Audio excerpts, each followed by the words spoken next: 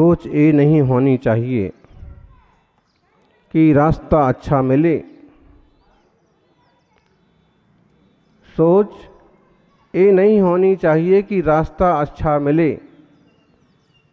सोच ये होनी चाहिए कि जहाँ पाँव रखें वो रास्ता अच्छा हो जाए। अच्छे रास्ते पर बहुत लोग चल लेते हैं, लेकिन कोई बिरले लोग होते हैं जो अच्छे रास्ते बनाते हैं। जिंदगी साइंस की तरह है, जिंदगी विज्ञान की तरह है। जितना एक्सपेरिमेंट करेंगे, जितना प्रयोग करेंगे, उतना बेटर रिजल्ट आएगा, उतना अच्छा परिणाम आएगा। लेकिन एक्सपेरिमेंट आपको खुद करना होगा, रिसर्च आपको खुद करना होगा। महावीर स्वामी का सारा गणित और विज्ञान इसी बात का है।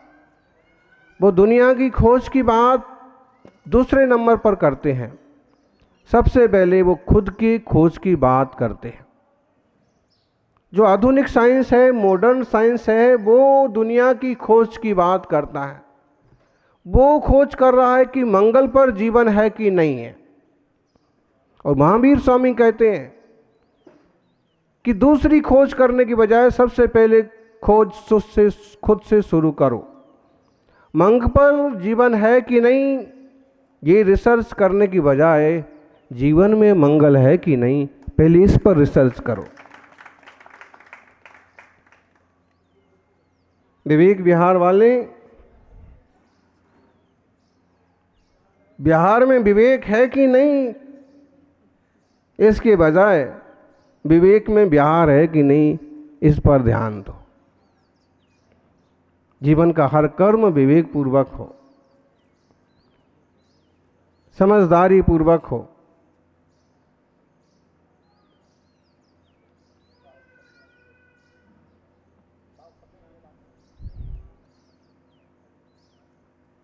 श्रावक के 3 अक्षरों में एक विवेक भी है।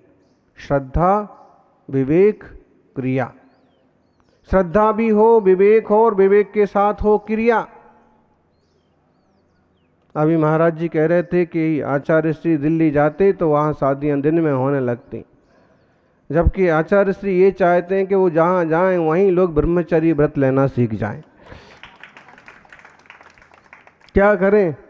लेकिन अगर आज के लोग इतना भी कर लें कि रात के कुकर्म करने के बजाय दिन में ही शादी करें, दिन में ही भोजन करें, दिन में ही अपने क्रियाकलाप निपटा करके सांस्कृतिक स्वरूप की रक्षा करें, ये भी एक बड़ी बात हो जाएगी। व्रती बने ना बने, कम से कम पापी तो ना बने। तो अपने जीवन के प्रयोग खुद करें। कोई कहेगा इस जमाने में कैसे संभव है, ऐसे कैसे हो सकता है? रात में जो मजा आता है वो दिन में नहीं आता है, लेकिन रात में जो पाप होते हैं उनको भोगेगा कौन? क्योंकि आज सारी प्रकृति, सारे धर्म और दर्शन स्वीकार करते हैं कि जो करता है सो भोगता है, अपने कर्मों का फल सबको मिलता है। इस जन्म में ना सही पर भव में मिलता है, अपने अपने कर्मों का फल सबको मिलता है। कुछ असंभव नहीं है। आप चाहें तो देव दर्शन के लिए भी समय निकले, आप चाहें तो पूजा अभिषेक को भी समय निकले, आप चाहें तो आत्मचिंतन को भी समय निकले, आप चाहें तो स्वाध्याय को भी समय निकले, लेकिन चाहें तो ना, चाहने से रास्ते निकलते हैं। आप चाह रहे हैं मूवी देखना, आप चाह रहे हैं सीरियल देखना, तो आप 1.5 घंटे तक उसके सामने बैठे रहते हैं और आपको समय निकाल आता है। जहां चाह वहां राह, जहां चाह होती वहां राह बन जाती है, और चाह नहीं होती है तो राह बनी बनाई भी काम नहीं आती है। कैसे नहीं, रात्रि भोजन त्याग होते ही थे, आज भी अनेक लोग पालन करते हैं। बाजार की चीजें लोग नहीं खाते थे, आज भी बहुत लोग नहीं खाते हैं। इम्पॉसिबल क्या है? इम्पॉसिबल को गौर से देखो तो खुद भी आई एम पॉसिबल।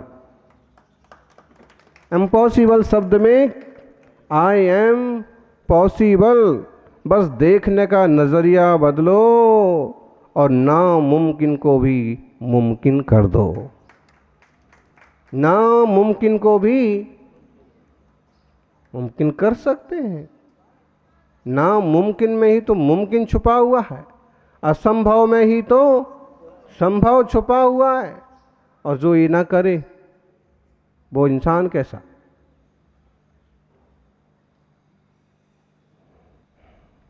सौभाग्यशालियों, आयारो सब भौमोया पूज्यो या सब कालीगो भूदाड़म तो यारी मुखस कारणम हवे।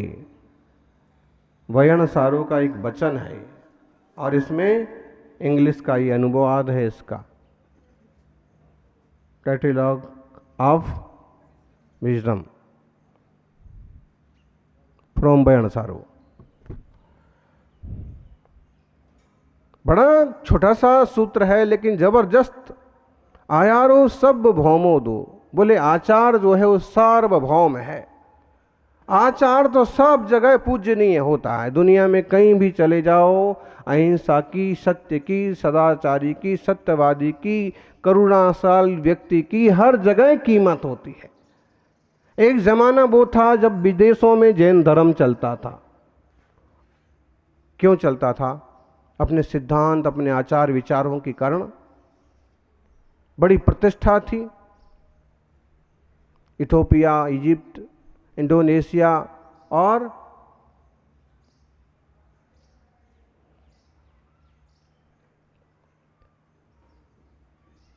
बहुत सारे आज भी ऐसे अवशेष हैं कि वो सब जिनालय, नंदीश्वर जैसी आकृति वाले हैं, सुमेरु पर्वत जैसी आकृति वाले हैं। लेकिन वहाँ जिन धर्म का वर्चस्व खत्म हुआ और बुद्ध धर्म का वर्चस्व स्थापित होने से लोगों ने उन प्रतीकों को, उन मंदिरों को, मूर्तियों को बुद्ध मूर्ति कहना, मानना चालू कर दिया। तो भी एक आचरण जो है साधुओं का, सन्यासियों का, उसका आचरण के कारण से जैन धर्म या बौद्ध धर्म की प्रतिष्ठा विदेशों में भी बनी रही। आज भी वहाँ आदमी किस धर्म और संप्रदाय का है लोग ये बाद में देखते हैं, सबसे पहले उसका आचरण देखते हैं। इसका आचरण कैसा है, इसका आचार विचार कैसा है। आयारो सब भौमो दो, आचरण सार्वभौम है। आचरण की कीमत, चारित्र की कीमत हर जगह होती है।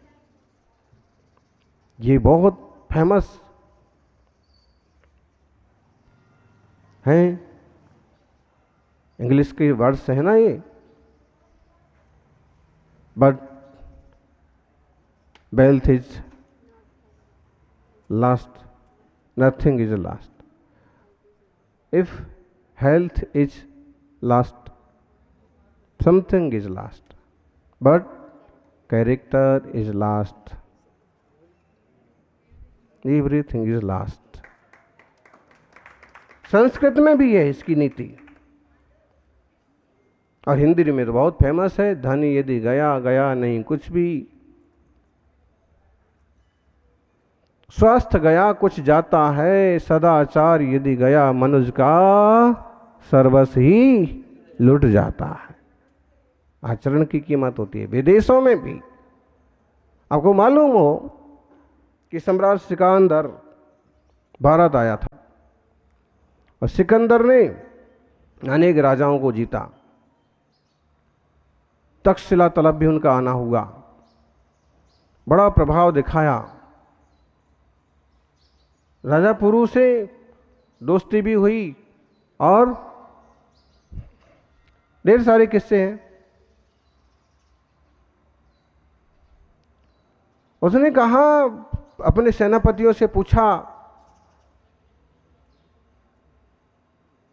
कि और कोई भी बचा है जिसे जीतना जरूरी हो।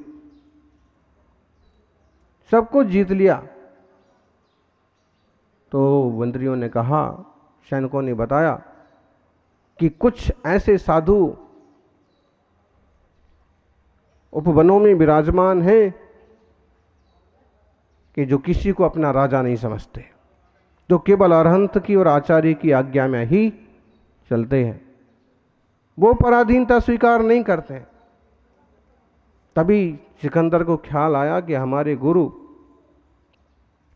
ऐसे साधुओं की बात करते थे। हमारी माँ ने कहा था ऐसे साधुओं के दर्शन हो तो ये साधु जरूर लाना। उसने कहा कि इन साधुओं को बुला के लाओ। जब साधुओं के पास संदेश पहुंचा तो उन्होंने कहा कि हमें किसी के पास जाने की जरूरत नहीं है। द्वारा गए सैनिक, उन्होंने कहा चक्रवर्ती ने, सिकंदर ने आपको बुलाया है। उन्होंने कहा कि कौन है चक्रवर्ती? 6 खंड का विजय हमने पाया, हम चक्रवर्ती। सिकंदर खुद वहां पहुंचा। कहते हैं मुनिराज ध्यान में बैठे थे, तपती शिलाओं पर बैठे थे और धूप में तप कर रहे थे। और ऐसा तप देख करके एक बार की दुनिया को भौतिक रूप से जीतने वाला सिकंदर भी झंझट में पड़ गया। इनसे क्या बात करें? फिर भी हिम्मत करके उसने कहा कि जानते हो, सारी दुनिया को जीतने वाला सिकंदर तुम्हारे सामने खड़ा। अगर तुमने हमारी आज्ञा का पालन नहीं किया तो तलवार की घाट उतार दिए जाओगे। कहते हैं मुनि ने कहा, किसको उतारोगे तलवार की घाट? तुम जिसको तलवार की घाट उतारोगे उसे मरता हुआ हम भी देखेंगे। हमारी चेतना, हमारी आत्मा कोई मरती नहीं है। सम्राट ने कहा कि तुम चक्रवर्ती की बात मानने से इनकार करते हो। उन्होंने कहा, चक्रवर्ती कौन है? मैं चक्रवर्ती हूं। तुम कैसे चक्रवर्ती हो? चक्रवर्ती तो हम हैं। तुम्हारे पास तन पर लंगोट भी नहीं और तुम चक्रवर्ती हो? हाँ, हमने 6 खंड पर विजय पाई है। कौन सी 6 खंड पर विजय पाली तुमने? तुम्हारे पास तो जरा से जमीन का हिस्सा भी नहीं है। तो मुनि ने कहा, 5 इंद्रिय और मन, ये 6 खंड हैं। दुनिया में इसे कोई नहीं जीत पाता, और जो जीत लेता है सच्चा चक्रवर्ती वही होता है। सिकंदर ने बात समझी और फिर विनय से कहा कि ठीक है, आप एक मुनि को तो हम जरूर अपने देश ले जाना चाहेंगे, आप हमारे देश चलें। सब ने मना कर दिया। अंत में कल्याण मुनि तैयार हो गए। कालनस मुनि उनको बहुत मनाया कि आप चलें, और वो गए। वहाँ भी उनने अपने आचार विचार से इतना प्रभावित किया कि आज भी यूनान की राजधानी एथेंस में एक दिगंबर मुनि की मूर्ति उपलब्ध है, विराजमान है। आयारो सब भौमोदु, आचरण का पालन उन्होंने वहाँ जाके भी किया। और सिकंदर को इतना उपदेश दिया, इस ढंग से प्रभावित किया। कहते हैं छोटी वय में ही दुनिया को जीतने वाला छोटी वय में ही चल बसा। जिंदगी केवल हथियारों में गुजरी, उपलब्धि क्या हुई? जब तक सब इकट्ठा हुआ तब तक मौत आ गई। जब तक सुख के साधन इकट्ठे हुए तब तक मृत्यु आ गई। और तब जो उसने ज्ञान पाया था मुनि से, तो उसने एक प्रयोग किया।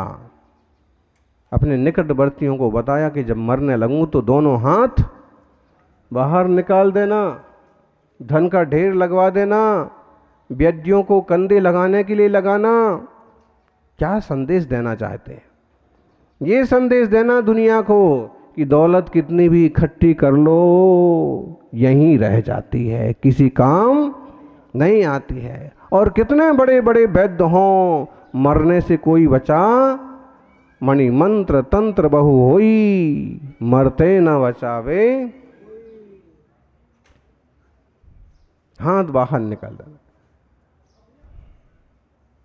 सिकंदर जब चला भूसे, सभी हाली बहाली थे।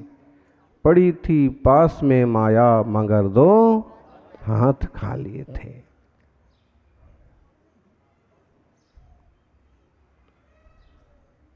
संदेश है, कुछ साथ में जाता नहीं, कुछ कोई लेके जाता नहीं, लेकिन उसका आचरण पूजा जाता है।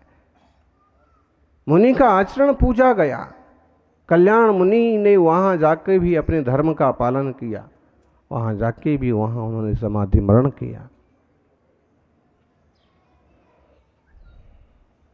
2200-2300 साल पुरानी ये घटना साफ साफ बयां करती है। दौलत के दीवानों सुन लो,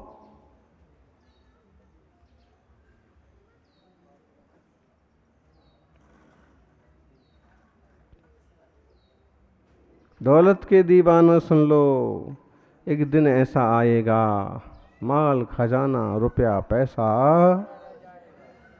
सभी पड़ा रह जाएगा। साथ आएगा तो चारित्र आएगा, साथ आएगा तो धर्म आएगा। इसलिए कहते हैं आयारो सब भौमो दो, पूज्यो या सब काली गो। वह सार्वकालिक है, वो सब जगह पूजा जाता है। अमेरिका जाएंगे तो वहां नहीं पूजा जाएगा क्या चारित्र? वहां भी पूजा जाता है। अच्छे आदमी की कीमत वहां भी है। जो शराबी कबाबी बेईमान बदमाश हैं, वहां भी उनकी निंदा होती है। कोई कम है तो ज्यादा वाले की निंदा करता है। जो एक हफ्ते में एक बार पीता है और रोज पीने वाले की टांग खींचता है। मतलब बुरे लाइन में फंसे हुए लोग भी बुरे को बुरा ही मानते हैं। इसलिए ध्यान रखें कि आचरण पूज्य है, सार्वकालिक है। चौथे काल में भी चारित्र पूजा जाता था, रत्नत्रयधारी की पूजा होती थी। पंचम काल में भी होती है। चौथे काल में भी मुनि के चारित्र की गरिमा और महिमा थी। इस पंचम काल में भी मुनि के चारित्र और की एक गरिमा है, महिमा है। पूज्य है आचरण। भूदाणम तो व्यारी, जीव मात्र के लिए उपकारी भी यही है आचरण।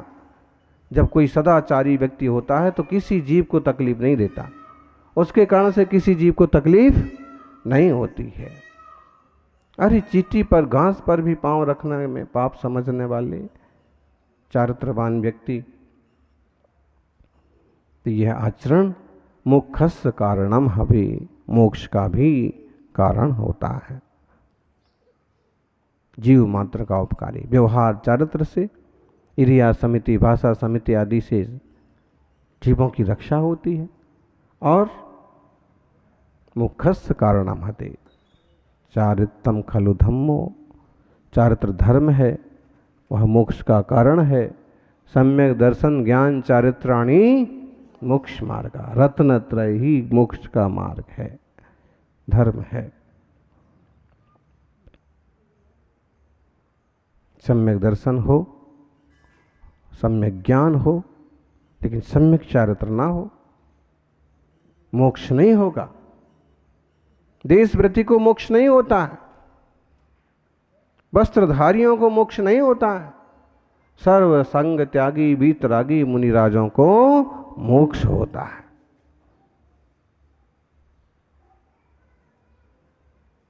युग कितना बदल जाए, लेकिन जो मार्ग वीतरागता का है वो बदलने वाला नहीं है।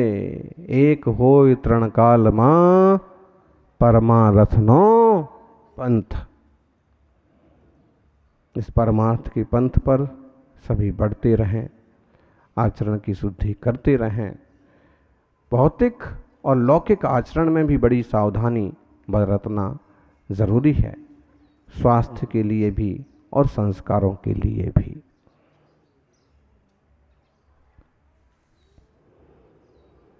जिंदगी के हर सुबह कुछ शर्तें लेके आती है। जिंदगी की हर सुबह कुछ शर्तें लेके आती है और जिंदगी की हर शाम कुछ तजुर्बे देके जाती है। जिंदगी की हर सुबह कुछ शर्तें लेके आती है, कुछ शर्तें होती हैं, कुछ कंडीशंस होती हैं और जिंदगी की हर शाम कुछ तजुर्बे देके भी जाती है। ऐसा किया तो ऐसा परिणाम हुआ और ऐसा ना करेंगे तो ऐसा ना होगा।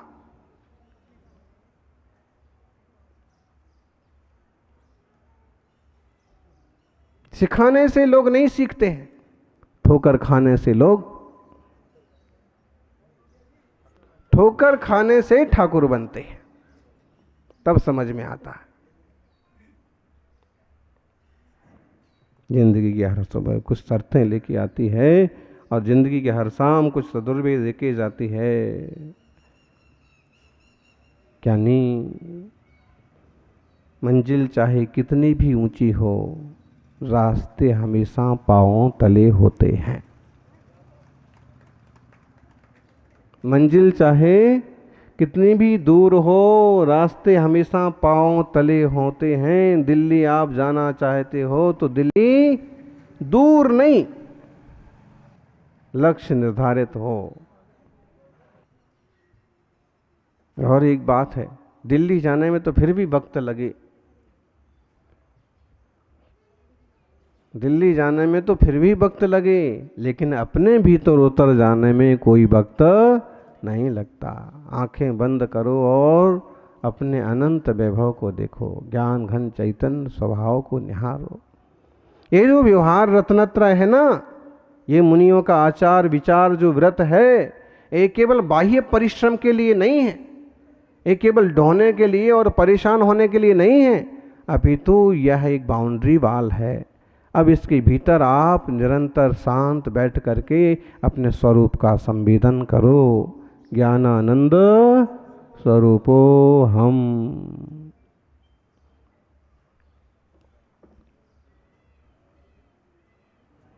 धर्म सिर्फ धन से नहीं होता है, धर्म भावनाओं से होता है। यहाँ कहते हैं, बयान सारों का 40वां वचन है, निक्काम भाव दो धम्मो,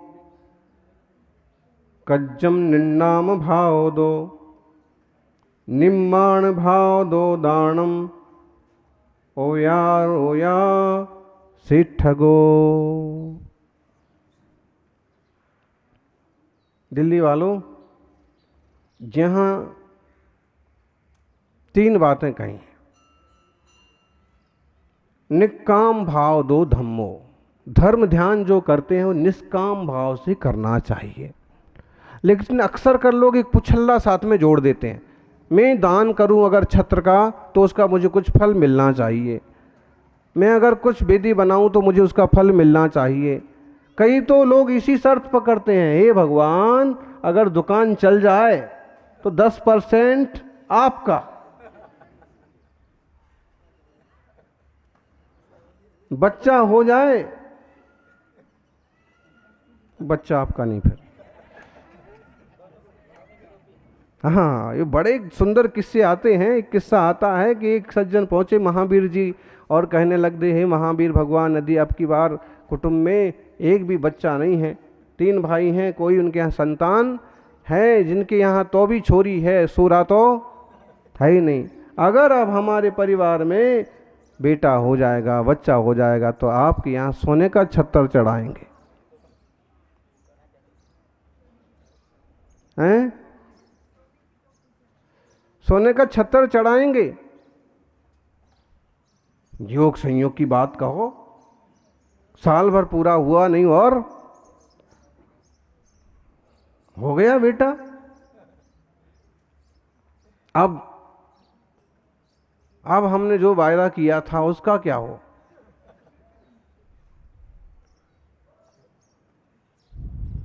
सोने का छत्तर तो बहुत महंगा होता है, 5-7 लाख रुपए खर्च करेंगे हैं, और कितने का बनता है? और ज़्यादा ही क्या बनता है, कम का तो बनता नहीं है।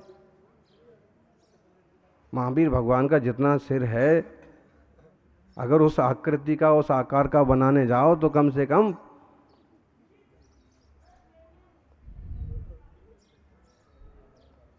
करोड़ों रुपए भी लग जाते।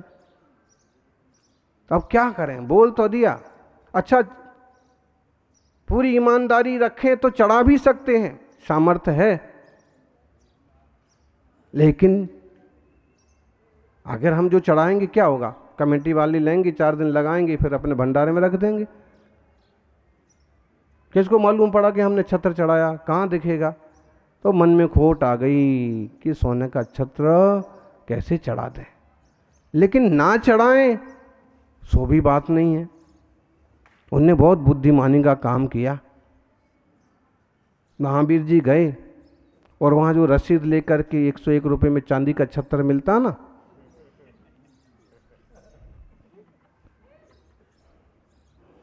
बेटे का नाम रखा सोने, बच्चे का नाम सोने रखा, और वो छत्र लिया, ये रहा सोना, और ये सोने का, भाई सोने छत्र चढ़ा दे, सोने का छत्र चढ़ गया। देते हैं भगवान को धोखा, इंसान को कैसे छोड़ेंगे। तो सोने का छत्र चढ़ाने वाले लोग भी बहुत हैं दुनिया में।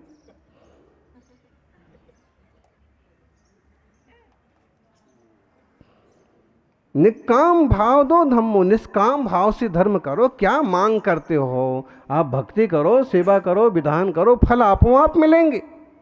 भाई आम का बीज लगाने वाले को, आम के पौधे की सेवा करने वाले को 2-5 साल में फल मिलते ही हैं, मांगना नहीं पड़ते हैं। कश्मीर जाने वालों को शीतलता मिलती है, शिखर जी की चोटियों पर चढ़ने वालों को आनंद सहज ही मिलता है।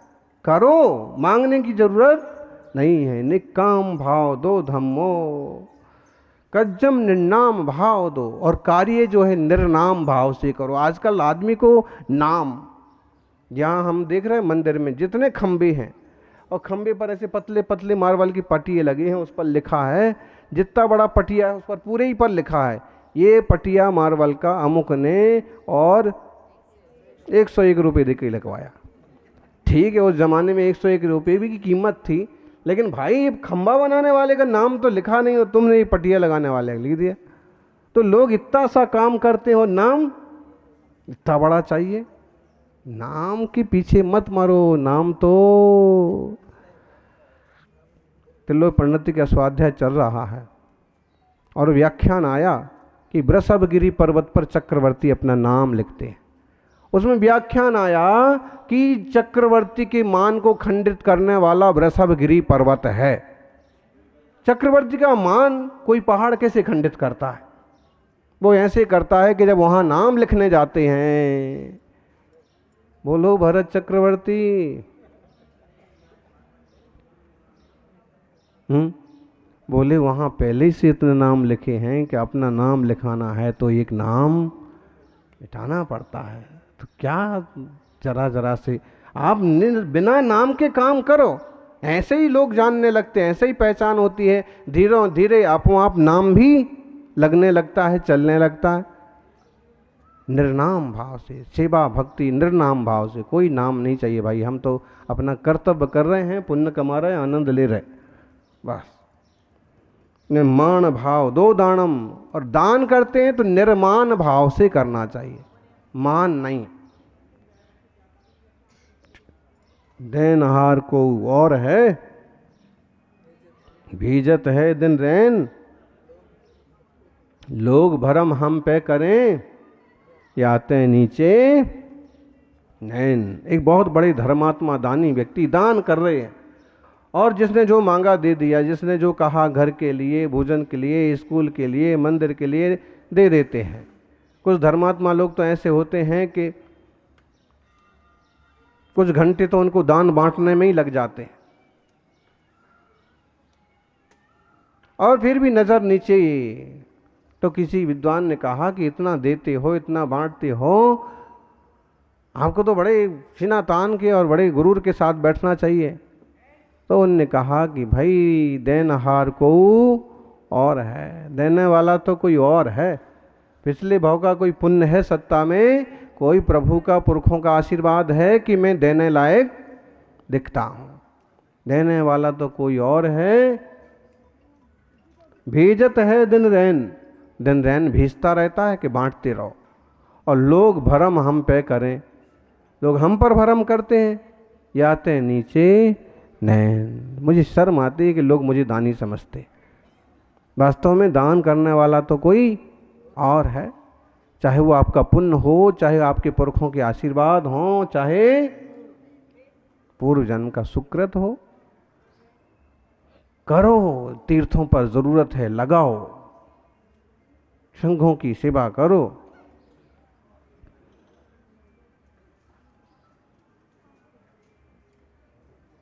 मुनि संघों के विहार कराना, चतुर्मास कराना, प्रवास कराना, प्रभावना कराना। गांव में जो जीर्ण शीर्ण मंदिर हो गए, तीर्थों पर जहां जरूरत है वहां कमाई का 5% 7% लगाना ही चाहिए। और वो भी नीचे नैन। परिणाम कोई जरूरी नहीं है। लोगों की इच्छा है, आग्रह है तो भाई थोड़े अक्षरों में लिख दो, नहीं तो हमें कोई जरूरत, बस सही जगह पर सही रूप से उपयोग होना चाहिए। तो निर्माण भाव से दान होना चाहिए। मान कर करके दिया गया क्या मतलब निकला। कई बार तो अहंकार करके देते हैं ना, तो कुछ लोग लेने से भी मना कर देते हैं। इसमें सद्भावनाएं नहीं है, इसमें अहंकार छुपा हुआ है। आपका पैसा आपकी जेब में रखो, प्रेम से प्रीति से अपनेपन से दोगे तो सामने वाले को लेने में भी अच्छा लगता है। फिर कभी मांगने का और भी सोचेगा। बहुत ज़्यादा ईगो करेंगे और बहुत ज़्यादा दुत्कार के साथ देंगे तो फिर नहीं जमता। निर्माण भाव से दान, ओव्या रोया सिद्ध गो, और उपकार करना, ये श्रेष्ठ है।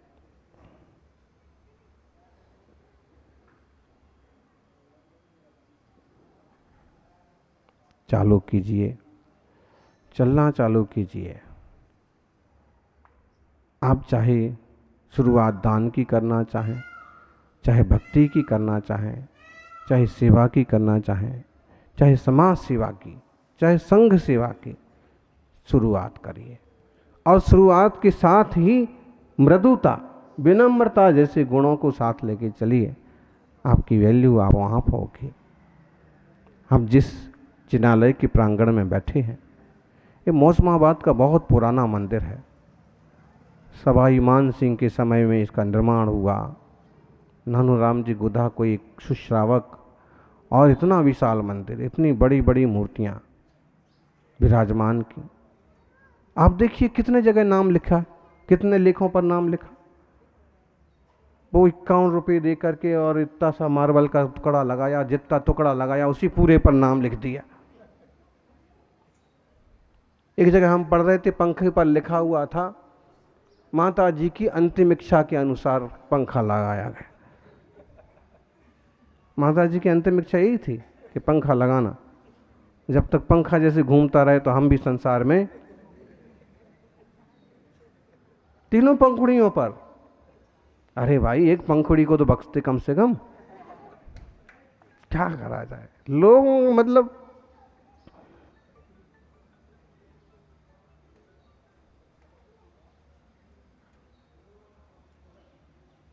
फिर भी मंदिर है कि नहीं। उन्होंने जो किया, आज इतिहास में लोग पढ़ते हैं, पूछते हैं किसने बनाया था मंदिर, किसने बनाया मानस्तंभ। और आज भी यहाँ की सुश्रावक जो हैं रोज भगवान की भक्ति आराधना कर रहे हैं। एक बात और है, जिनालय का निर्माण होना, निर्माण कराना, ये आपके पुण्य से होता है। लेकिन जिनालय की पूजा भक्ति सेवा चलते रहना, इसमें आपका 100 गुना पुण्य और लगता है। कई बार लोग मंदिर बना देते हैं, पूजा करने वाले आदमी उपलब्ध नहीं होते हैं। आज भी ऐसे जलालम की आराधना हो रही है, और कहीं नहीं होती है तो उनकी सार संभाल किसी भी प्रज्ञावान व्यक्ति को करना और करवाना चाहिए। जो उससे जुड़े हुए लोग हैं वो करें, और नहीं जो समझदार लोग हैं वो करें, लेकिन ऐसे ही मंदिरों को, प्रतिमाओं को नहीं छोड़ना चाहिए।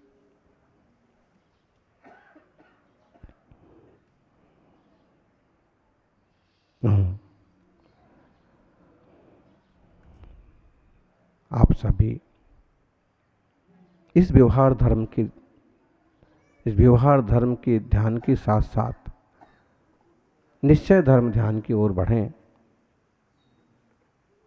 जिन पूजा करते करते निज पूजा करने की तरफ बढ़ें, मुनि सेवा करते करते खुद के भीतर भी एक मुनि उत्पन्न करने की कोशिश करें। सत्संग करते करते खुद के जीवन भी सत्संगमय बनाएं, क्योंकि व्यवहार क्रियाएं, व्यवहार चारित्र आत्मोपलब्धि के लिए ही होता है। और हम केवल व्यवहार में जीते रहे और आत्म तत्व का बोध ना हुआ, स्वरूप की संवित्ति ना हुई, तो ये तो भूसा कूटने के समान हुआ। भूसा कूटने से क्या मिलता है? बोलो ज्ञानी, भूसा कूटने से क्या मिलता है? भूसा कूटने से क्या मिलता है? कुछ नहीं मिलता है। भूसा कूटो, बस उसकी जो गंध उड़ेगी, उसकी जो भस उड़ेगी, वो आंखों में पड़ेगी, नाक में पड़ेगी, नुकसान होगा, खांसी आएगी। भूसा कूटने से कुछ नहीं मिलता है। ऐसे केवल क्रियाओं अकेले से कुछ नहीं मिलता। क्रियाओं के साथ साथ भाव भी जोड़ो। जिसमें दाने लगे हों, ऐसे भूसे को कूटोगे तो कुछ दाने जरूर मिलेंगे। तो क्रियाओं के साथ साथ अंतरंगात्म रुचि भी बनी रहे, व्यवहार के साथ निश्चय की यात्रा भी संपन्न हो, और सभी का जीवन मंगलमय बने, आत्मा परमात्मा बने। वेद विज्ञान के मार्ग पर चल करके हम सभी स्वरूप को उपलब्ध हों, भव के भ्रमण से मुक्त होकर के हम आत्मरमण को उपलब्ध हों।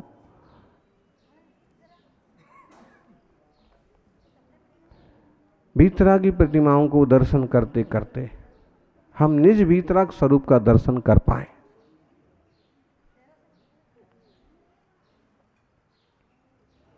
देखिए,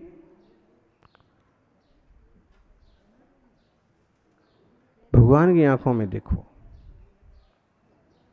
जहां तल घर में आदिनाथ भगवान की एक बड़ी प्रतिमा भी है, लगभग 5 फुट की होगी।